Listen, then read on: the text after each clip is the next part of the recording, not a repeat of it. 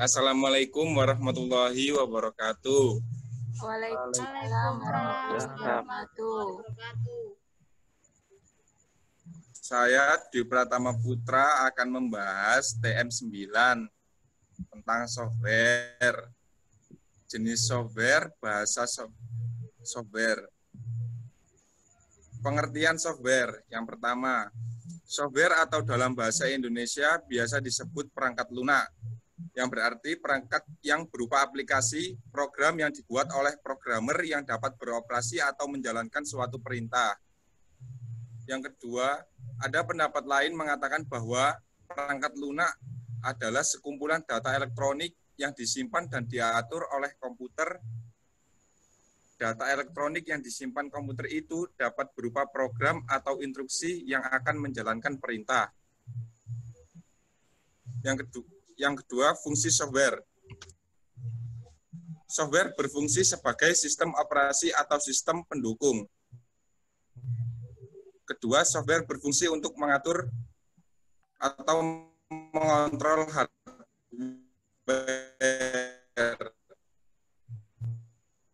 Ketiga,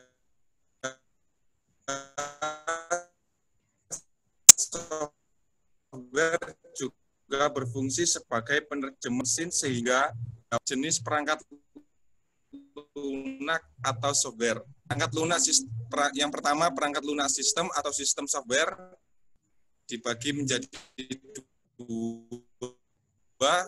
Sistem main perangkat lunak perangkat lunak aplikasi atau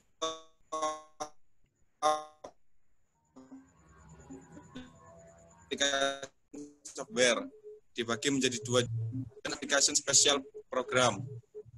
Itu di slide 5 juga presentasi manajemen database dan manajemen informasi personal.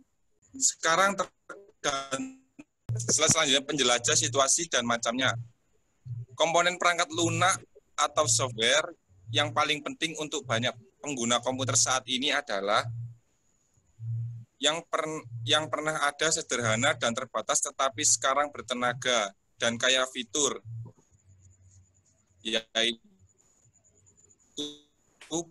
penjelajah situs web browser. Perangkat lunak yang dirancang untuk mendukung navigasi melalui tunjuk dan klik sumber daya yang serba terhubung dari situs di seluruh dunia dan sisanya dari internet. Sebagaimana intranet, korporat, dan extranet, penjelajahnya seperti Microsoft Explorer, Netscape, Navigator, Firefox, Opera, dan Mozilla, dan lain-lain.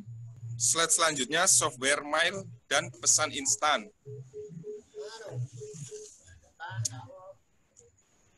Hal pertama yang banyak dilakukan orang di seluruh dunia adalah memeriksa email mereka, kapanpun dan dimanapun mereka berada. Contoh software email gratis, Microsoft Hotmail, Netscape, Webmail, dan Microsoft Outlook Express. Yang kedua, pesan instan atau instant messaging atau IM adalah teknologi gabungan email atau konferensi komputer yang telah tumbuh begitu cepat hingga telah menjadi metode standar untuk pesan elektronik bagi jutaan pemakai internet di seluruh dunia. Slide selanjutnya, bahasa pemrograman.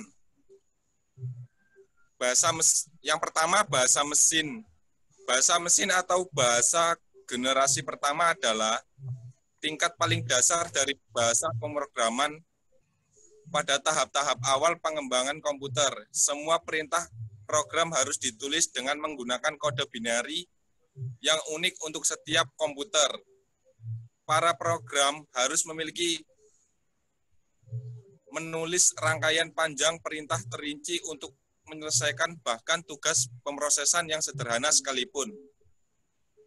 Yang kedua, bahasa perakitan atau assembly language. Bahasa perakitan atau bahasa generasi kedua adalah tingkat berikutnya dari bahasa pemrograman. Penggunaan bahasa perakitan membutuhkan program penerjemah bahasa yang disebut perakit atau assembler, yang memungkinkan sebuah komputer untuk mengubah perintah dari bahasa semacam ini dari perintah mesin.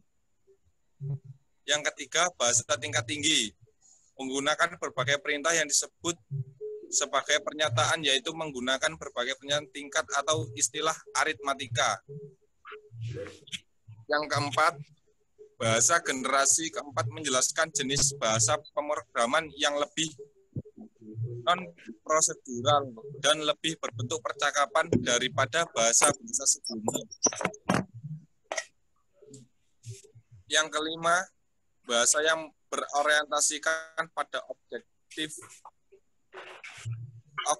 seperti Visual Basic, C++, dan Java dianggap sebagai bahasa generasi kelima dan telah menjadi alat yang paling umum untuk mengembangkan software. Dan selanjutnya, ke-10, bahasa dan layanan web. Yang pertama adalah 3 bahasa pemrograman yang merupakan alat penting untuk membangun halaman web, situs web, dan aplikasi berbasis web dengan multimedia. Layanan web adalah software yang berdasarkan pada kerangka kerja web dan standar, berorientasi pada objek serta teknologi untuk dapat menggunakan web agar secara elektronik menghubungkan berbagai aplikasi dari pemakai yang berbeda dan standar komputasi yang berbeda. Selanjutnya, software pemrograman. Berbagai paket software tersedia untuk membantu para program mengembangkan program komputer. Contohnya penerjemah bahasa pemrograman adalah berbagai program yang menerjemahkan program-program lainnya ke dalam kode perintah. Ada yang bertanya enggak? Saya bertanya. Tanya apa? Jelaskan menurut Anda, mengapa kebanyakan programmer lebih sering menggunakan bahasa pemrograman berbasis mobile? Apa? Jelaskan menurut Anda, mengapa kebanyakan programmer lebih senang menggunakan bahasa pemrograman berbasis mobile? Oke, akan saya jawab pertanyaan dari Devi Setianingsi. Karena kelebihan aplikasi yang dibuat dengan pemrograman berbasis mobile, salah satunya adalah keterampilan dan grafis yang lancar, karena programmer memperoleh akses ke API gratis. Selain itu, aplikasi yang dibuat dapat terintegrasi dengan fitur lain dalam perangkat mobile. Yang terpenting lainnya, aplikasi akan mudah adanya tools ID sehingga dapat dilakukan pengembangan lebih baik. Oke. Oke, makasih atas jawabannya. Oke.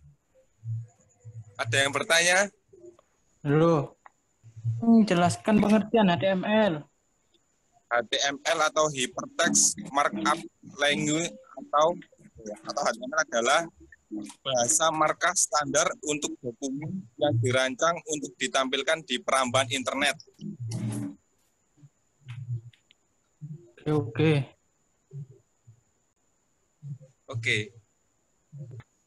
Oke, sekian dari saya, Dwi Pratama Putra. Assalamualaikum warahmatullahi wabarakatuh. Waalaikumsalam warahmatullahi wabarakatuh.